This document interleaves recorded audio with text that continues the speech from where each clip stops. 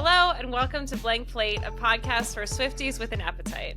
I'm Sarah, and I used to be a little kid with glasses and a twin-size bed. I'm Laura, and I'm a mess, but I'm the mess that you wanted. And we've got a blank plate, baby, and we'll write your name. Oh my gosh. We're here again. We're here. Should we just get straight into it, like what our afternoon was? Yeah, I mean, we have to talk about it. Like, talk about perfect timing. Literally hours before recording, we saw TTPD on the Eras tour. What? Oh, man. Thank God for these live streams. Through a live stream, I should clarify. Oh, yeah. We were not in Paris. No. So, yeah, we both just watched live as the first iteration of the TTPD Eras Tour set list happened. As soon as the Archer was cut, all madness had completely broken loose. Like, all the Swifties knew. Mm-hmm. We knew! But also, what's up with all the orange in the Lover set? And what's up with all the green little lights that were used during the TTPD? Did you notice? She used a lot of green. Yeah, I want to rewatch. I can't wait for all the TikToks. I know all the Swiftie sleuths like us are going to piece together a lot of clues that we missed. So I loved the road that just dropped in. It was like a big like magic carpet and then this like road and it just continually moved. And then I was like, oh my God. The costume. Yeah. So good. Looked a lot like her Grammys dress. Mm-hmm. But yeah, I want to know, does that road lead to Florida? Because where else would it be going?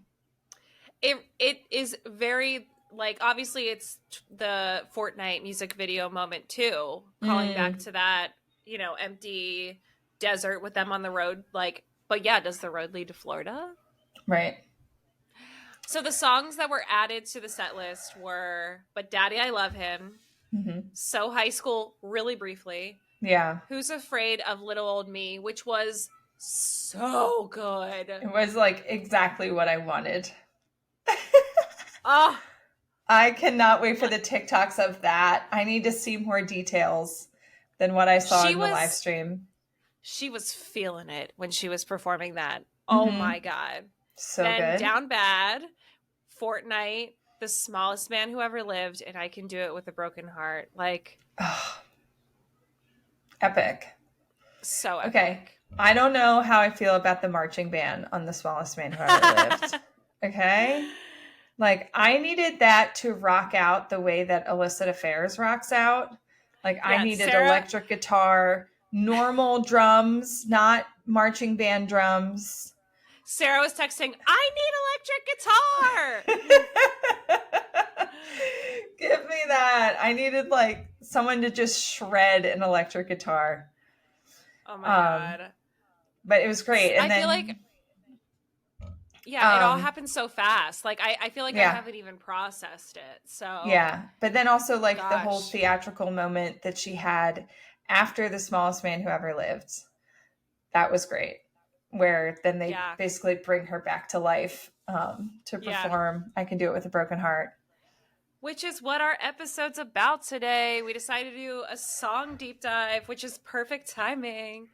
Yeah, we basically decided each of these songs deserves its own episode. So we're going to kind of hop around, do whatever we feel, get to as many as we can before, the next crazy thing happens. Right. And I'm sure crazy stuff will happen in between, but our plan is to sort of go song by song and just dig in. And it just so happened that one of those songs that ended the TTPD section was I Can Do It With a Broken Heart, which what is our episode is about. Anyway. Yeah. We do have a couple little updates we wanted to hit before we get into the deep dive.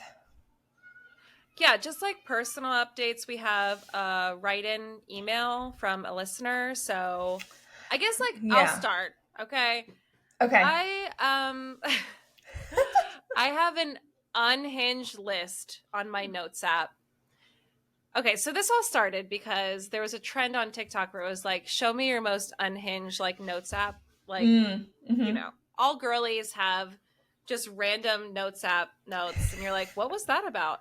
Yeah. I have an unhinged list of ice cream flavors I think that would slap. Yeah. And it's just re-inspired me. I was like, what have I been doing sitting on all these amazing things? And I'm like, I made a couple TikToks. I was just like, let me just share these with you. Okay. And I really feel like it's important, like when I talk about ice cream, like if I'm going to buy an ice cream machine, I'm going to do this.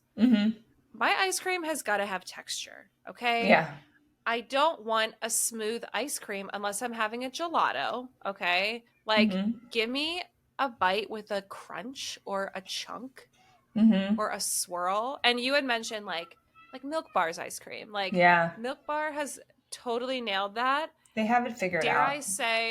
Dare I say they're close to perfection, but like they're limited on their, you know, their flavors. Which by the way, my go-to grocery stores, it appears as though they have stopped carrying the Milk Bar ice cream and Jenny's ice cream. What? I fear that I was the only person in the like Lebanon County area who was buying it. And then I took a hiatus from buying ice cream for the house because I eat it too much. So I think they took it away. I stopped buying it. That makes me really paranoid because I have not looked in my grocery store. But now I feel like I have to look. Well, thankfully now that I live in Allentown, there's a Whole Foods not too far from me and a Wegmans. And I also just saw that Jenny's has ice cream sandwiches now that are exclusively at Whole Foods. So I will be taking a trip to Whole Foods because I need to report back. Yeah. Well, we love Jenny's. We love Milk Bar. We literally did like episodes where we just tasted Milk Bar ice cream in our previous podcast. So like I've been eating really, really healthy the last couple months. And I don't know if I'm on this tear because like I want ice cream. Maybe. Or like I just really, really, really want to try to make ice cream. I also like kind of want to get an ice cream machine and get going because like what a fun little way to like bring to a party, be like, I brought ice cream, here you go, like whatever.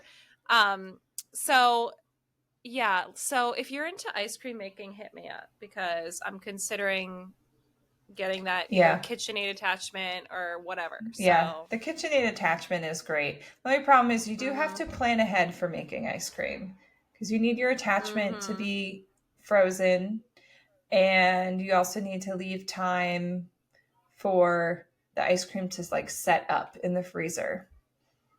But it is a worthwhile endeavor. I have made homemade ice cream before. I have books I can recommend to you.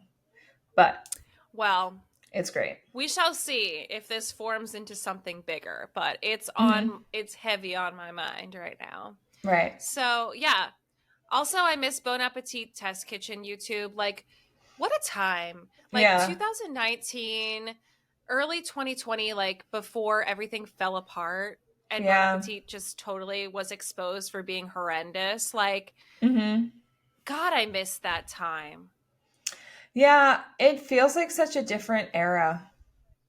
Things were simpler back then. Yes, like, remember how much you like loved Brad Leone?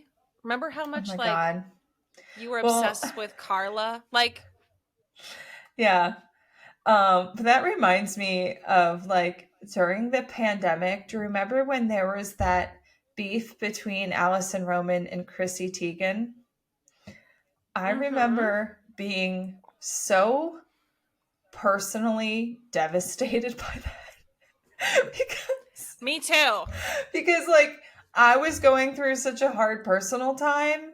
Like refer back to our previous episode. That I like, truly was like, this is the straw that is breaking the camel's back. I can't have two of my favorite like food personalities like upset with each other. I was like, my brain can't handle this right now. The world is officially over. Yeah, and as soon as the expose on Bon Appetit came out and we're like, oh, like we cannot support anymore. I was like, we can't have anything nice. Like, why is everything ruined? Although a lot of those people like Sola have their own shows now through like other channels and stuff. So yeah, it's just not I the just same, miss the culture. though. Yeah, And like the way it was like a reality show. Yeah. God. Oh, man. If someone can figure out how to rework that magic, I'm in. Like, but I miss that time. I miss it. So it was good times. Those are my updates. Well, for me, my update is, as of recording this, I'm getting married in 2 days. And my life just feels like crazy right now. Because, like, I mean, thank God we're doing a very small, intimate wedding. Laura, you will be there. Laura's going to be my photographer. Yes. And, yeah, we're doing something small, but still, you know, there's like things to do, details to put together. But then I'm also like still settling in here from the move, and I'm getting my previous house ready to rent it out, which is a ton of work to get that clean and organized and like everything, you know, rolling for that. And then like with my work schedule, I'm like in between Allentown and Harrisburg, and then we are doing all this podcast stuff. So I just feel like a chicken with my head cut off every day. You're running on all 4 cylinders. Like, absolutely. I am so excited for you. I can't wait for your wedding. Thank you. And listen, like, I feel like you've been the most like chill person ever in terms of this. Like, I was texting Sarah and I was like, I know you said May, but like, what weekend in May are we thinking? And you were like, I don't know. I don't know. I know. Like, I was like, people like, it's mostly family coming, and a lot of people kept texting my mom for details, and my mom would be like, I don't know. It's like, oh yeah, we're really like flying by the seat of our pants with this. Yeah, and looks like it might rain on Saturday, so get ready for some possible last minute change of plans. Well, let's get some clear umbrellas and we'll figure it out. Right. So. Oh, God. We'll figure it out. Yeah. But anyway. Well, super exciting news. Well, first of all, this is our 13th episode. So that should not go unnoticed. That's like a big deal in Swiftyland. Yeah. But a while back, we got a very sweet email from a listener who does elaborate wine tastings with Swifty level storytelling, as she described it. Her name is, and I hope I'm pronouncing this right, Steffi Kahn Andrews. And so she wrote us a great email. And it's perfect because, of course, we love to tie food into our Taylor Swift stuff. And she does these wine tastings, and she last year she did an epic tasting for Women's History Month with 13 different wines, each highlighting women in wine, and each one tied into a song or two with tie-ins to specific lyrics, and the wine vintages lined up with album year release dates, which is so cool. So cool. And yeah, so we wanted to give her a shout out on here, and she is available for wine consultations and tastings if you would like to reach out to her and set something up.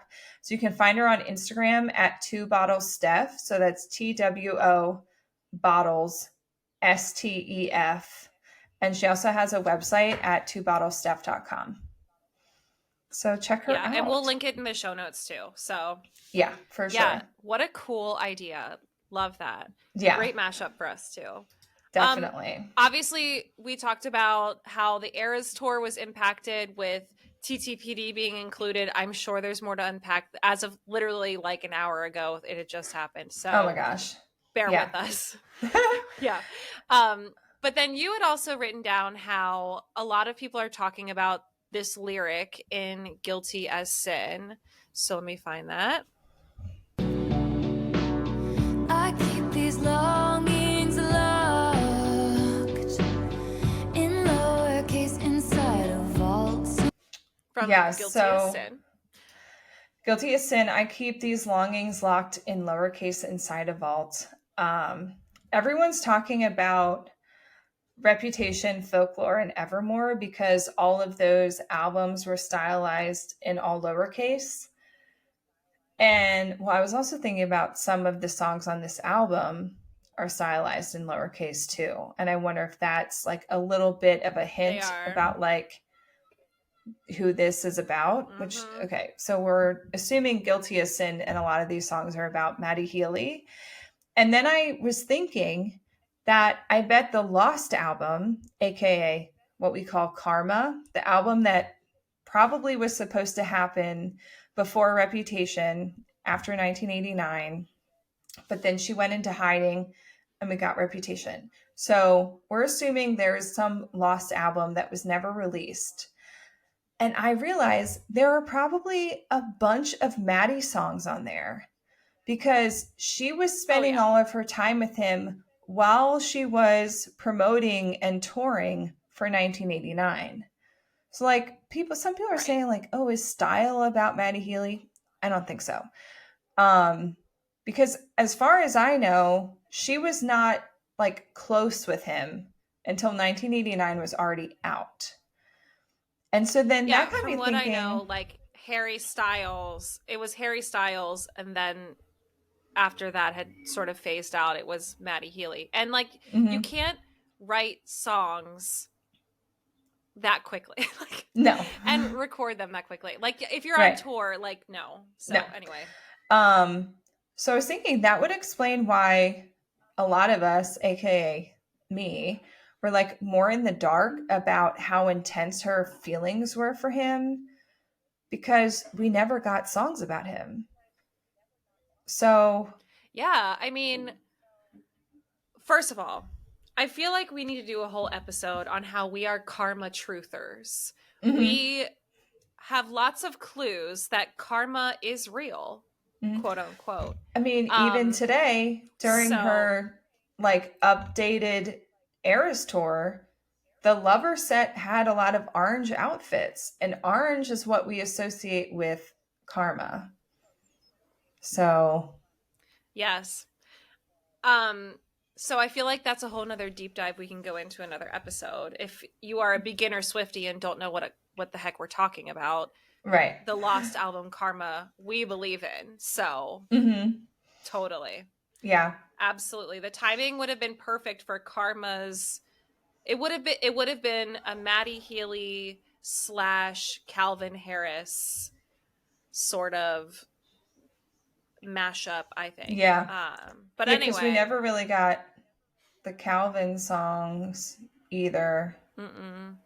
Or Tom Hiddleston, right? Is that the time? Well, we got Tom with Reputation, Getaway Car. Yeah. But anyway, let's get into our main topic. Let's get into it. I Can Do It With a Broken Heart, the depression bop of the album. I love it. I love this song. And getting vulnerable here, have we ever had to do it with a broken heart? I would say yes.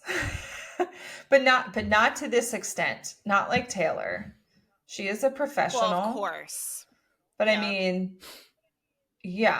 I've been through some shit and like life just keeps going on. But at the same time, I can like, when I realized that my ex-husband's gay and we're going to get divorced, I also like took a week off of work. So, it's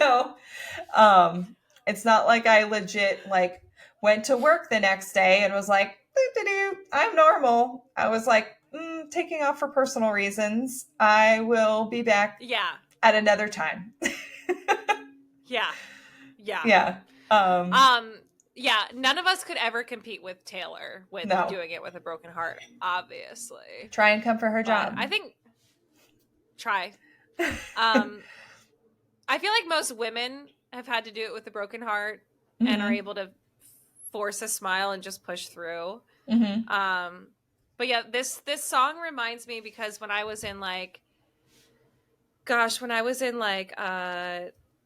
my senior year into my freshman year of college. Yeah, that was the time frame. I was in a summer like cabaret, and I was going through like one of the worst heartbreaks of my entire life with the situationship I was in.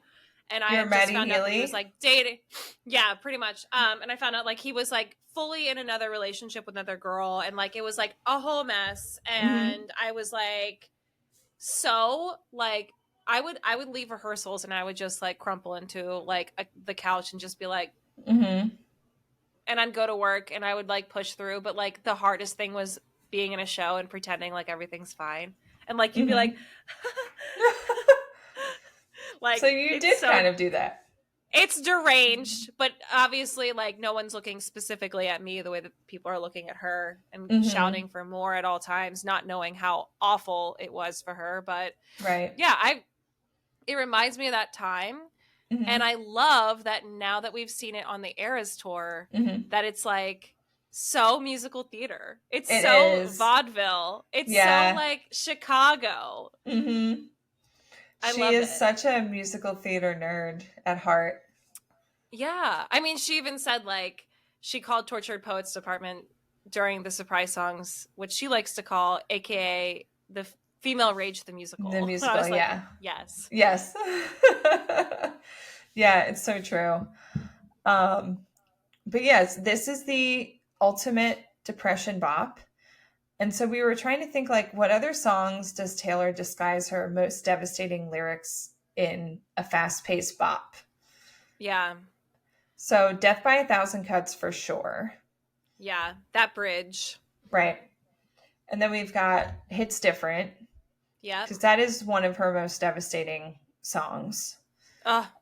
And Is It Over Now from the 1989 vault. And I was also thinking The Story of Us from Speak Now. Yeah. It's like... Yeah. Because it's a very, like, upbeat... Yeah. Like, bop of a song. But the story of that song is actually really sad. Yeah. I mean, also, we could say We Are Never Getting Back Together. Like, that's sad. Yeah. But that's more like anger. Yeah, you're right. You know, she has a couple angry songs. Because like Would've, Could've, Should've is kind of like that too, where it's like you can almost dance to it, but it's really sad, angry song. Yeah. I love the concoction of a depressed bop. Like, I love it. I love it so much. Yeah. Honestly, like, I actually think that I Can Do It With a Broken Heart is one of her masterpieces. Like, I think this might be one of the, like, what is the word I'm trying to think of? But, like, one of her most interesting songs, kind of. I mean, truly, it's a song that only Taylor Swift can sing, because it's something that very few of us will ever experience. Yeah. And it's so meta. Like, it's so... Right. Like, it's kind of... It's strange to me that she does it on the Eras tour now, because it's very Black Mirror. It's very, like... This estranged relationship between, like, fan and, like, performance, and, you know, like, it's very weird. Well, it's also just so wild that she wrote a song about performing on tour, like, while on tour, and then released that song in the middle of the tour, and is now performing it on said tour. And I was thinking, like, has anyone else ever done that? I don't know. Like, you know, like, has anyone else ever even, like, released a full double album in the midst of a tour and then added that to the set list? I would say that for anyone else to do that, that would mean they would have to be on an extremely long tour, which means they'd have to be an enormous star. They'd have to be a Beyonce. Yeah. But even Beyonce, like, she released Cowboy Carter and the Renaissance tour is now over. So, like, she might do Cowboy Carter, but, like, it's not still the Renaissance tour. Do you know what I mean? Like, right. And I don't know. Harry Styles, I think, was on tour for like 3 years. But I could be wrong, but I don't think he released his new album while on tour. No, I think it was separate. I think it was just separate tours that were kind of like very quickly paced. Yeah, so, that's so crazy. The turnaround time is nuts. I mean, like, truly. She cries a lot, but she is so productive. It's an art. It is an art, and she is the master of it. Oh my God. So I feel like the context of this song, like, obviously after news broke about her and Joe breaking up on April 8th, 2023, it was during a break. Like, it was sort of a little bit of a time off. Not like a long just break. Like a week or two. Right. And by the time she was back on stage on April 13th to the 15th in Tampa, that weekend, she was still very much collected, professional. She did not speak about it. She didn't even imply that anything was really wrong. Like, it was very much like, here I am. Like, we're just going to continue on. Well, like, except, is that when she swapped out the one instead of Invisible String? So that was kind of our only clue or like acknowledgement of it from her. And like, during that weekend in Tampa, obviously the fans knew that this has happened. So like, some fan apparently wrote "You Okay?" like, obviously from her past album "You Okay?" music video, and You Belong With Me. Yeah. And she just went and you're like, devastating. But what else is she gonna do? Yeah. You know, what else is she supposed to do? Yeah. And we did have many angry surprise song performances. Like, a lot of us were like, dang, girl is mad. Like, yeah. Because then it was also in that time frame that she went out to dinner with Blake and Ryan and her other like girlfriends, and everyone unfollowed Joe. So it did seem like she was mad about something, whether it was the way the breakup came out in the media, it was like leaked or something, or I don't know what, but something was upsetting her. And like, add to the mix that she had gone through a whirlwind like relationship with Maddie, and then like April and May, like, what was going on cosmically for this girl? Like wild ride. And I think the only time we really saw her get truly emotional were the moments in between songs, and during the surprise songs. Just she wouldn't say it out loud how she was feeling, but like through her performance you could tell she was going through it. So, well, also, I mean, like, before recording, you and I were discussing PMS. Like, can you imagine PMSing during this time and performing and singing some of the songs that she sings? Like, I would be a mess. No. Like,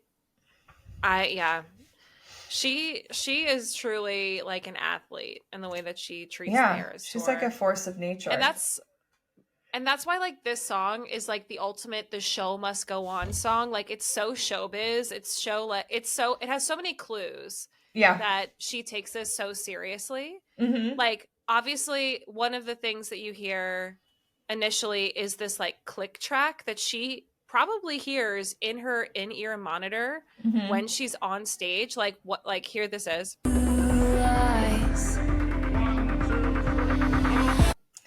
Right?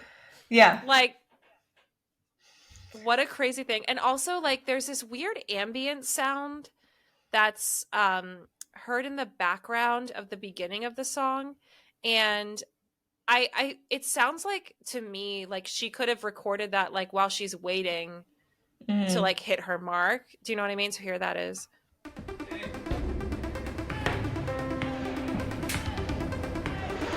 Yeah, it like it's rustling. There's like stuff. Kind of sounds like setting up the stage, or yeah, like because it has that loud, echoey sound, like they're in a big space. But yeah, it's like they're on stage getting everything set up for the show. Yeah, at like rehearsal, and also you hear the starting pitch. It goes duh, which is like her first pitch.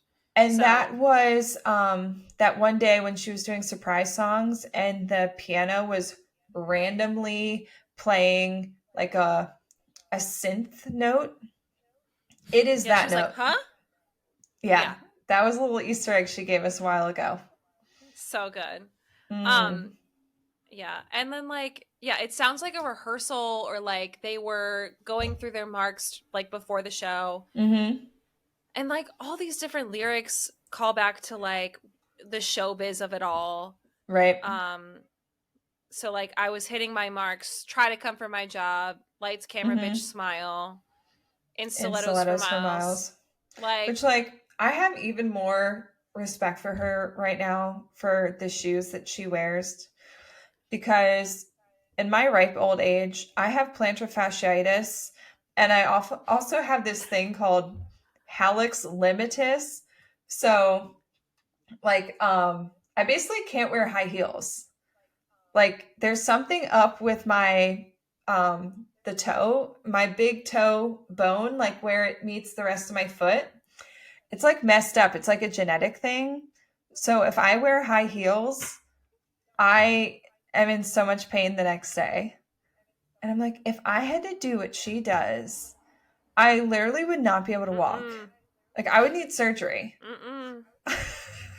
I mean, she's literally like pacing up and down a football field. Like that she enough. Like she did mention about her feet like crunching in the days after her performances. So she probably does have some foot problems.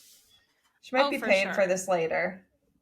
Oh my God. Like I'm sure she has like a podiatrist who's just like working through stuff. Right. You know? God. Oh my God. So then you had like a cool thing you were saying about the way she says this. He said he loved me for all time. Yeah, so like if you listen to that, he said he'd love me for all time. She's literally like staggering for breath, like almost like she's having a panic attack, like where you can't like catch your breath. And it reminds me that during, I forget what, it was somewhere in South America.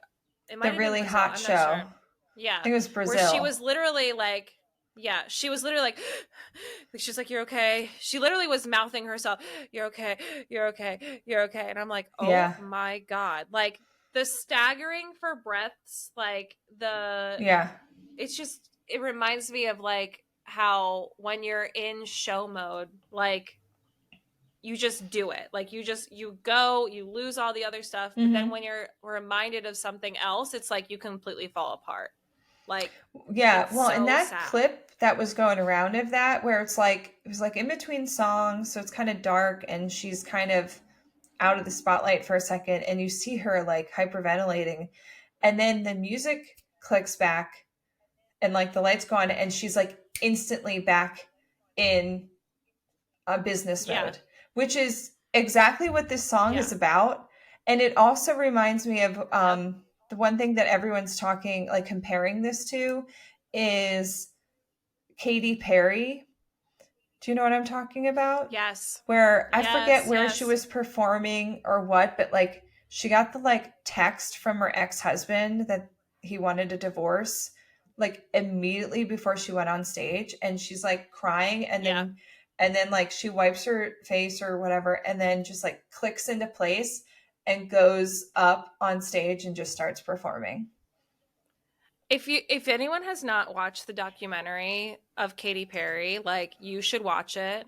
I remember like crying my eyes out to that scene because like she's literally laying down, like she doesn't even have her makeup on, she's laying down and she's like literally writhing from just sadness. And oh God, one of her producers is like, we can cancel the show. Like, we can cancel the show. I know people are here, but like, if you can't do this, we can cancel it. And she was just like, no. And then she like, snapped into it. And it's crazy. wow. But I can imagine the immense amount of pressure someone like Katy Perry or Taylor or anyone on a world tour would face, because thousands of people are there already waiting for you. Like, you have to put yourself aside. Like, it's crazy. Well, that's like Travis even said how like Taylor prides herself on like never canceling shows. Like, she plays in the rain. She doesn't care. The only time she cancels shows is when like the actual audience is in danger, basically. Right. It's so crazy. that to me was like, when I was listening to the whole like lyric of it all, like there's so many good lyrics, but that sort of like rhythmic phrasing with that lyric it stood out to me. I thought that was really cool. Yeah, that's a good point. Yeah. I like that. And then this line. There in her glittering prime, the lights refract, sequin stars are for silhouette every night. Reminded you of from crap. I'm so bad. Man who ever lived. I'm so bad with the acronyms. There's a lot now. I know. Yeah. From this line. I don't even want you back, I just want to know if rusting my sparkling summer was the goal. Like, glittering prime, sparkling summer. Like, also, like, we know exactly what she means with that line. Resting my sparkling summer. Absolutely. We know exactly what she's referring to. So good. Speaking of that, I wanted to say that I noticed this when I was driving the other day and I was just going straight through the album. The placement of this song on the album track listing is genius. It's absolute perfection because it's right after LOML, which is one of her saddest, slowest songs in that first half of the double album. So we go from Love of My Life, or LOML, where she ends the song by saying, "You're the loss of my life." Pause between songs. Straight into I Can Do It With a Broken Heart. It's like, it doesn't matter that I just had the loss of my life. Here I am at work, time to perform, do it. And then the song ends and you go into The Smallest Man Who Ever Lived, which that song starts with a sigh. So it's like, I'm demolished by this loss. I'm going to perform. I can show you lies. I can, camera bitch smile. I'm here. I hit my marks. No one can do my job like I do.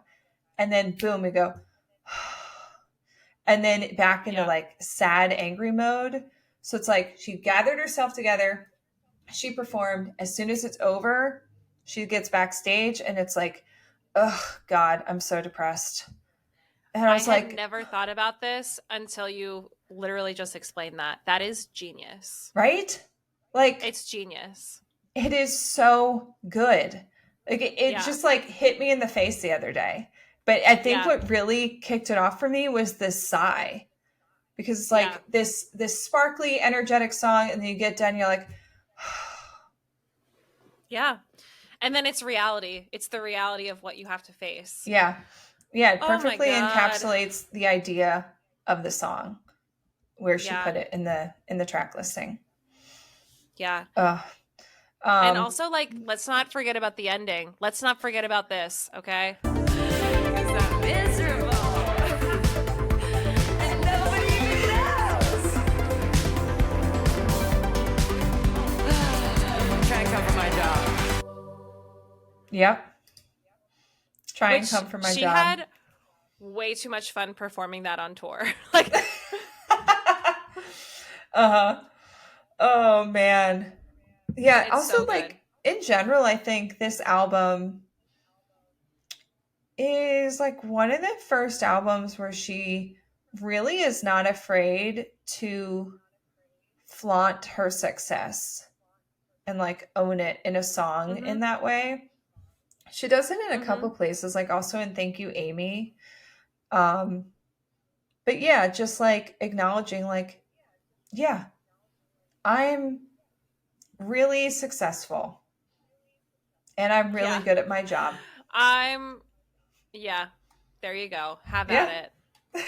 Oh, can we also talk about on the Eras tour how 1, 2, 3, 4, the first time she went, so that's probably going to be a crowd like yell 1, 2, 3, 4, right? Yeah. And then the second time she handed the mic to oh my gosh, what's his name? Is it Cam? Anyway, Cam, one of the backup dancers, and he went 1, 2, 3, 4, which I'm sure will be the thing. So right, to do it in whatever language of the city she's in. Yeah, that's true. Speaking of Eras tour, there's definitely tons of little like Eras tour references. So like her glittering prime lights reflect on her sequin stars off her silhouette. That's so Lover. Like when she's revealed and like it's her silhouette of just absolute like glitter perfection. Yeah. Like the Lover set and also the Midnight set with her her Midnight's bodysuit is also very sequined. Yeah. Yeah. Well, I mean, also, a lot of the eras have the sequins. Yeah. Yeah, she loves a sequin. That's for sure. And then we've got Bitch also, Smile. Also, the Bitch Smile reminds me of 1, 2, 3, let's go, bitch. Yeah. Indelicate. Like, yeah. Come on. Crowd on. chant. It's the call out Indelicate. Yeah. Breaking Down, I Hit the Floor. We've got that in the Reputation choreography. It's also in like My Tears Ricochet. Yep. And she also hits the floor at the at the end of The Smallest Man Who Ever Lived when she performed it today. She literally just like falls to the ground and basically dies. Yep. Oh God. Yeah. Also, all the pieces of me shattered as the crowd was chanting more reminded me of the floor when Delicate is going on, because she literally stomps on the floor and the like it like crystallizes like it's being shattered. Yeah. Which let's listen to that. Yeah. All the pieces of me shattered as the crowd was chanting more. She called us out on that. She really did. It's true, because we're always asking for more. Like, we just got a double album and people are like, well, when are we getting Reputation? Are we getting more music videos? Yeah. When's debut coming out? Yeah, it's always... Where's the Lost album? Yeah, it's more. Right. It's like, this woman has released more music in the last 4 years than many people release in their entire lifetime. And it's still us begging her for more, so... But you know what? We are what we are because that's how she trained us. Yeah. Yeah. You wouldn't last an hour in the asylum that Taylor Swift raised us, okay? True. Like, this is an asylum she made for us, okay? Yeah. Anyway. Oh, God. Yeah. So let's get into... Oh, go ahead. Yeah. No, go ahead. Oh, I was going to say... Let's get into the music theory of it all. Okay. I have first I would just say the tempo of this song is perfection because it's fast. It's dizzying. There's so many things happening all at once with different ambient sounds and different melodies and digging of arcade sounds and blah, blah, blah. It reminds me of how she has to feel that sort of dizzying high when you're on stage. There's so much to remember. There's so much to make sure that you're committing to, and don't forget this and whatever. That feels to me like how she probably feels up here. Right. So, yeah. And you had said it felt robotic. So explain what you meant by that. Yeah, I think it sounds robotic. And even the first time you and I listened to this, we're like, this sounds like a Barbie song. Like she sounds like yeah, Barbie. And she's depressed Barbie in this. yeah. But it really reminds me of like, I see her like putting on like a fake smile and be like, like I access that. Yeah, exactly. Yeah. But it reminds me of the Barbie movie during the dance scene when Barbie says, "Do you guys ever think about dying?" Oh. Like, literally, this song is that moment of the movie as a song. Yeah, I love it. It is. It truly is. You're right. You're absolutely right. Right? And like, it is a depressed bop. Like, it would make sense for a depressed Barbie to sing that. Right. So, yeah. Love it. Yeah, because the whole like Barbie, I mean, I feel like this song itself had to have been somewhat inspired by the Barbie movie, because Taylor wrote this during the summer of Barbie. And she would do that kind of thing. She would absolutely write a song inspired by Barbie the movie. Yeah. But yeah, like a lot of that movie is Margot Robbie's Barbie feeling like depressed and weird, but she's also supposed to look and act perfect all the time. And there's this disconnect. Mm-hmm. And that's exactly what this song is. Absolutely. I Another bet thing Greta Gerwig is a big fan. Oh my gosh. Another thing that, like, I think we were all shocked that Taylor wasn't on the Barbie soundtrack. Mm-hmm. And a lot of us were like, oh my God, like, Hits Different is so, like, it's so Barbie coded. She literally mentions Ken's. Yeah. So I wonder if there were conversations for her to be on the soundtrack or not, because there were tons of great friends. artists on that playlist. So yeah. And she's friends with Greta Gerwig. Yeah. So I don't know. Yeah. Maybe she was too booked and busy at that point, preparing for the Eras tours. Who knows? I was just going to say, what was I saying? Oh, it's possible that maybe in the case of something like Barbie, she didn't want to take attention away from it, because if she became involved, it really becomes a Taylor Swift thing. Yeah. Something to think about. Yeah. Yeah. So what were you going to say? She's the monster on the hill. So exactly. Too big to hang out. Too big to hang out. Yeah. So I was saying, one thing I immediately clocked was the opening. Let's just listen to the opening little background of this song. Do you hear that? I was like, that reminds me, and I couldn't figure out what it was, but I was like, I know it's on Midnights, so I literally was like going track by track. It reminds me of the Mastermind opening, which is this. Yep. So like, then I was like, okay.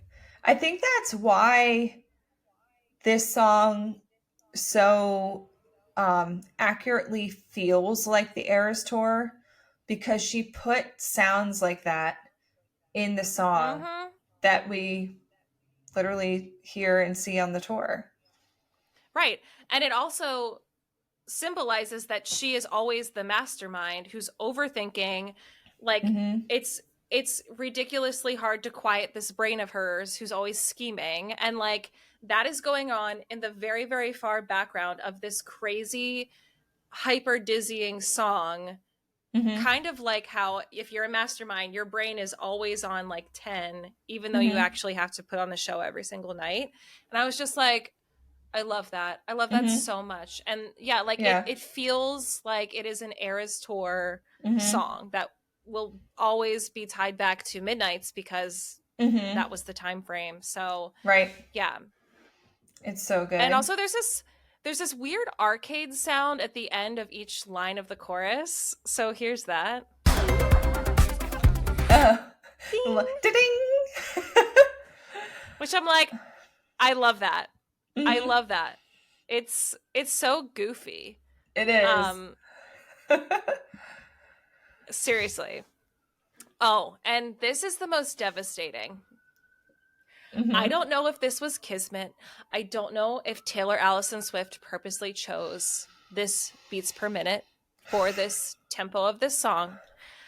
But this song is 120 beats per minute approximately. Mm-hmm. And this is the same tempo that you use when you're doing CPR. Oh my God. And if I have to remind my Swifties this, she's mentioned CPR explicitly in So Long London. She said this. I stopped CPR after all, it's no use. The spirit was gone, we would never come to. Okay. And why did I just get emotional during that? But like I got emotional because this album is so good. Like it is so good. I feel so thankful for it. But anyway, continue. I could keep talking, but I don't want to derail you. So I finished the CPR stuff. Okay. She stopped CPR after all, it's no use. Mm-hmm. Because earlier she had mentioned in You're Losing Me this. You're losing me. Stop, stop, stop. You're losing me. I can't find a pulse. My heart won't start anymore.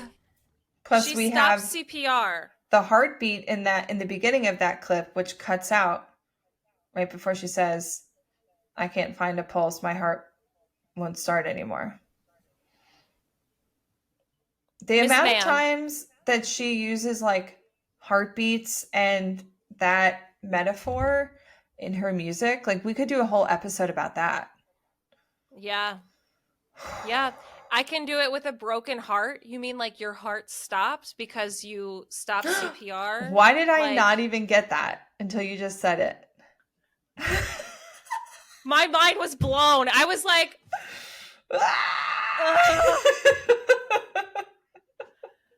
and it's the same beats per minute as the CPR songs you're supposed to use. Oh, wow. What? Her mind. That's illegal. This is illegal. I know. It's literally giving this. None of it was accidental. Yeah. Truly. We always need that clip in our media bank here. Always. Oh, God. But also this song became the fastest non-single to surpass 100 million streams in Spotify history, and it surpassed her own Lavender Haze, which is something people are kind of talking about because, I mean, obviously this whole album is occupying like the top 100, top 50, but usually it's kind of like the first couple songs in order will be like the top 3 songs. Right. But right. I Can Do It With a Broken Heart and Down Bad, I think are in the top 3, or at least the top 5. Yeah. And that really shows that people are like skipping around in this album because there's so many songs, but people are really also, like going back to certain ones. Yeah. And you have to remember TikTok and social media trends. Like those two are very popular on TikTok because they have like incredible hooks. Like, right. Like it makes sense that people would be like, oh, let me go check that out. Like, right. That's funny. Like I want to hear more of that. Yeah. Anyway, let's go back to what you were talking about before when you were tearing up. Do you ever just feel like it's almost like a sense of FOMO in like these songs are such a gift. It's like, am I getting everything out of it that I can get out of it? And then you realize, Sarah, it's just a song. Literally all you can do is listen to it and enjoy it. But it makes me so thankful for it. Like I was thinking about this just the other day, like how much joy her music brings me, and like having a new album to listen to and be the soundtrack of my days and think about it and talk about it with people. And I'm like, this thing she gave us is essentially free. Like, this is a gift Taylor gives to us that, aside from my streaming costs that I pay for Apple Music every month, which actually I get it for free with my phone bill. So it really is free. Although, of course, I spend a ton of money on vinyls because now I'm a crazy person. But like, it's basically free. And like, you can't even put a value on this. I love music, and it just, like, the way that it touches us, but there's something about her music. I mean, we talk about this all the time. It's why we have a podcast about it. There's just something in it. She puts narcotics in her songs. She really does. Mm-hmm. And I also want to say that I was thinking about this too, where people love to be like, all her songs sound the same. And, you know, even I can see, like, on the first couple listens of this album, like, a lot of things kind of mush together. But once you sit with it and really get to know each song, I'm like, they are all so different to me now. Yeah, and also, absolutely. If all of her songs sound the same, then how come she has a discography of like 250 to 300 songs? And I could tell you by hearing like literally 2 seconds of a song what song it is. I mean, I know I'm an insane Swiftie, but like, there's no other artist I can do that for. I think the main thing that's like important to remember about all of this is that I don't think a lot of artists are able or willing to share so brutally honestly what's going on. Mm-hmm. And like, Taylor used to be so much more like explicit. Like, she would name names. She, you know, like she would write, you know, but even still, like, she's being so cutthroat honest. I mean, she literally told us in this album that I was obsessed with this man. Like, I was supposed to be sent away. They forgot to come and get me. Like, right. I was so obsessed with this man. Temporary insanity. And, like, everything. Yeah, like who has the guts to actually say, like, I was like low-key obsessed with this person. Everyone is so interested in looking like they're so cool and they have it all together and everything's fine, and I'm the most put together person in the entire world. Mm-hmm. But like, for someone to like actually really share literally some of the darkest thoughts that she's had in this, I mean, this album, she's talked about suicide. She's talked about throwing herself to the rocks or, you know, jumping off of very tall things multiple times. Like, who has the guts to actually say that? Right. And like, I talk about this all the time in my classes, but like, if there's a reason a lyric has stuck out to you, it's because it's something you've thought or you've felt, but you haven't had the words to say. Words. Yeah. And like, she's so good at that. Right. So I also heard someone talking about this. It might have been on a TikTok. So I'm sorry to whoever made this video, but they were saying how usually with songs, when you hear that song again, you get transported back to the time like you first heard it, or maybe a time when you were listening to that song a lot. But Taylor's songs take you back to a specific time of your life that the song makes you think about, which is like exactly what I was talking about with the manuscript. Like, my emotional response to that song had nothing to do with the story she was telling and everything to do with my own story.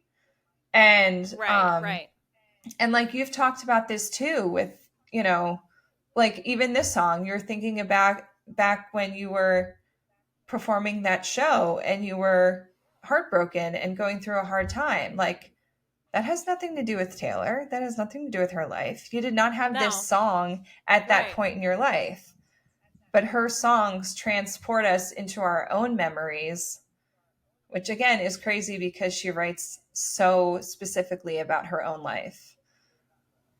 Right. But it's that very deep honesty where you can write about things that seemingly don't matter or seemingly are small, but like everybody relates to, like grief cereal, or he said he'd love me for all time while you're gasping for air. Like, yeah, And like, that may not mean anything to somebody else, but it means something really, really important to you. Like, it's crazy.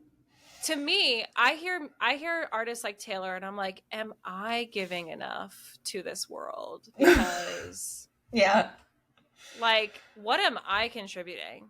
Because I know. But it's hard to compare ourselves to Taylor Swift of all people. I mean, truly. But it does inspire you to be like, wow. Like, think about in 100 years when people talk about the 2020s, like people will be saying like, oh yeah, like Taylor Swift, and you know, I'm sure I'll be teaching and in retirement or close to retirement and people will be like, who's Taylor Swift? And then I'll play a song. They're like, oh yeah, I know that song. But like, that's kind of hearkening back to Clara Bow, but like her music is going to last a very, very, very, very, very long time. And it's something that, like, how many people can say that they have something that's going to last as long as that, you know? Well, anyway. and that also, like, kind of goes back to what I was saying before about how I feel that almost like a FOMO of sorts. Like, I'm not sucking as much life out of this as I can, which, I mean, if you're listening to this podcast, you're probably like, I think you're doing just fine. You're like, really? But I also feel just so thankful to be alive at the time that this is happening. And then I think ahead to, like, Taylor Swift is basically exactly my age. Like, we could have 40 more years of Taylor Swift albums. It's like, how much more do we get to experience? And it just feels like insane. Like, when I think about it, it's almost like a weird existential crisis. Yeah. No, and I'm so, like you said, I'm so happy to be alive in a time when Taylor Swift is the music industry. And like, there's so many other women that are running this music industry. Like, if you think about the 1980s and 1990s, like, there were a few female artists that were extremely popular, but like, ultimately it was a man's world. Like I feel like we're in this like female renaissance of music. Well, it's incredible. And the women who were running the music industry when we were young were not respected. No. They were running the music industry, but they were not at all respected in any way, shape, or form the way the female artists of today are, like, talked about. So thank God. I'm so happy to be alive during the time that we are, because it's amazing. We're so blessed. Thank you, Taylor. Well, before we hop to whatever food we're assigning to the song, why don't we do our favorite lyrics? Yes. Okay. So I mentioned mine multiple times, but mine is this. He said he loved me for all time. Like, to me, that lyric is like you said, it's something that I specifically relate to, because like, when you're in the midst of like performing, like putting on a show, and you are not yourself, you're like kind of another version of yourself who's all smiles and handy dandy and whatever. Like, there's moments when you're alone, or there's a moment when you're off stage, or when you're changing your costume, and you have this moment that you snap into this horrible thought. And like, it's hard to get back into your showbiz world. To me, it reminds me of something I would have thought to myself during that time. And then he said, like, oh my God, I cannot believe this is all falling apart and this is happening. He said that he would love me, and then I have to go back on stage and everything's fine. And also, like, I feel like I'm sure those parts of this song, it is kind of her like veering away from saying like, I'm so depressed, but I can do this anyway. It's almost like, well, he said he'd love me for all time. Like, you know, kind of getting distracted and falling, and then, having to pull yourself back into it. It's like, I'm hitting my marks. Like, I'm doing it. I can do it. But it's like, for a second, you're like, what the heck? It's a signal that although she's saying like, I can do it. It's an art. Look at me, blah, blah. But like, it's a signal to us as listeners that like, she also is spiraling the same way we all spiral, and she's going through it while she's doing that as well. Like, it gets her off track from being this perfect superstar that she is. So anyway, I love that line. Well, my favorite line is this one. I'm so depressed, I act like it's my birthday every day. Oh, and then second place goes to I cry a lot, but I am so productive. It's an art. So good. But the way these lines fit into the melody and how she sings them are so perfect. It's the perfect robotic Barbie. And like I just picture her with this like really fake smile, like it's so good. I love it. Like every time that part of the song comes on, I can't help but dance. I love singing along to it. And I'm looking forward to, you know, at some point having like a very depressed day and maybe I have to pull myself out of it. I'm going to put this song on and it like it's going to make me laugh. That's the thing. Like it's a funny song. Yeah. It's sad, but it's funny. It has a sense of humor. Yeah, for sure. Mm-hmm. Okay. If this song were a food, what would it be? And I'm saying Pop Rocks. So good. Because this song sounds the way that Pop Rocks feel in your mouth. Mm-hmm. That like sounds like Pop Rocks. Also, yeah, it's good. Ever since our Coney Island episode, Coney Island, where I was saying that like certain songs are like brown in my mind, like hot dog colored. Yeah. I've kind of been paying more attention to it. And I think I really do associate colors with songs a lot of the time. And for me, this song is hot pink and neon yellow. Like those Makes two sense. Colors. Yeah. Which is that makes sense. Mostly not at all like the rest of the album. Yeah. It's a very different vibe, obviously. That's true. Yeah. Yeah. I said that if this song were a food, it would be a funfetti cupcake with sprinkles that is uncooked in the middle. It's like it's kind of like the definition of like a fake smile, but like a beautiful cupcake, beautiful icing, sprinkles, looks like it has it all together, and then you like get into the actual core of it, and it's like it's just mush. It's like it's mush. It's falling apart. It's disgusting. It's just like, and I'm sure, and that sort of, you know, represents how Taylor must have been feeling, like putting on the show, but inside I'm dying. Like, I'm miserable. Yeah. Yeah. So to me, I immediately thought of that too. I was like, it's like the perfect, like beautiful cupcake that's like pink and has like beautiful sparkles and like looks beautiful, and it's just like disgusting on the inside. Yeah. Or it's like you peel off the paper wrapper of the cupcake and it's all moldy. Yeah. Yeah. Oh, that's God. Disgusting. Yeah. Yeah, that's good. Yeah. But I like both of those for this song for sure. Gosh. See, we were worried that we were not going to have enough to talk about one song. No, not worried about it. And now here we are. Yeah. Oh my God. Yeah. So our next episode will probably either be another song, possibly I Hate It Here. That's one we've talked a lot about. And then also depending on what else happens with the Eras tour, maybe we'll do at some point a little breakdown of like all the changes that she's made and how she's performing this on tour. Yeah. And I do know that a couple of like our listeners are kind of like beginner Swifties. So if you're a beginner Swiftie and you're like, what the heck is karma? What are you talking about? Or like whatever, like what confuses you? Let us know. Like we can do an episode about it. But yeah, we're sort of in between ideas. We might do another song. Who knows?